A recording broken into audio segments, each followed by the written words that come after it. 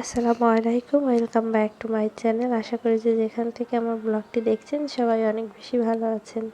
আর এই ব্লগটি হচ্ছে আমার তাকরিম বাবার বার্থডে ব্লগ।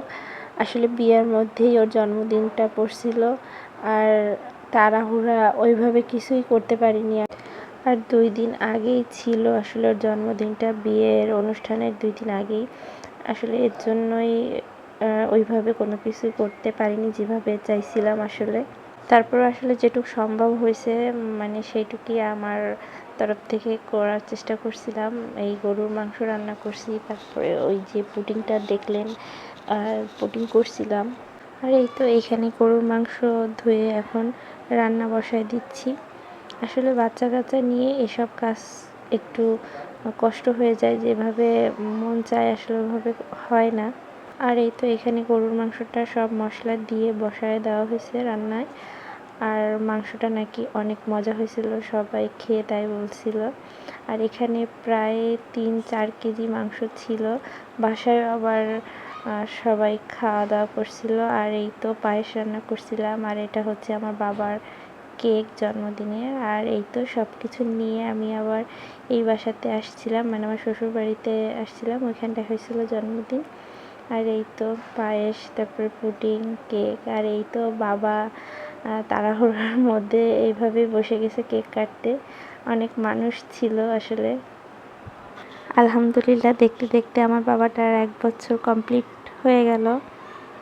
আর আলহামদুলিল্লাহ কেকটাও অনেক মজা ছিল। তারপরে আসলে এত মানুষজন দেখে ও আসলে কান্না করে দিছিল, মানে খুব হইচই হয়ে যাচ্ছিল। এজন্য পরে ওকে নিয়ে চলে গেলাম। আর এই তো আমরা আবার জন্মদিন শেষ করে আমার ননদ আবার চলে আসছিলাম একটু সোনার দোকানে একটু কেনাকাটা করার জন্য। ও আসলে ওই নেকলেসটা কিনতেছিল, আমি আবার একটু কানের দুল দেখতেছিলাম। পরে এই কানের দুলটা অনেক মানে পছন্দ হয়ে যায়, ভাবলাম ওইটা পরে এসে আমিও নিয়ে যাব। আর ও এই নেকলেসটা নিছে, বেশ ভালোই লাগতেছিল ওর গলায়, তাই আসলে একটু ভিডিও করলাম। নেকলেসটা অনেক সুন্দর ছিল। আর এই তো এই পাশে এখন এটাকে ওজন দিয়ে মাপ দিয়ে তারপরে মেমো করে নেওয়া হবে।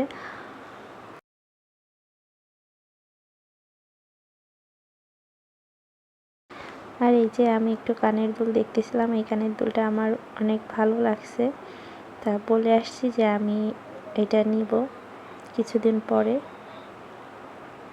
মানে এটা অর্ডার দিয়ে আসছিলাম আর কি। আমার ননদ আবার দেখতেছিল, বলল যে হ্যাঁ ভাবি ভালো হয়েছে, এটা দেন অর্ডার। আর এই তো তারপরে রাতের বেলা আমরা আবার বাসায় চলে যাচ্ছিলাম অটোতে করে। আর এই তো আমার 2 বাবারা, ওরা 2জন অটোতে খুব মজা করতেছিল। আর এই তো আজকের ব্লগটা আমার এই পর্যন্তই ছিল। আশা করি সবার ভালো লাগলে লাইক কমেন্ট করবেন। আসসালামু আলাইকুম।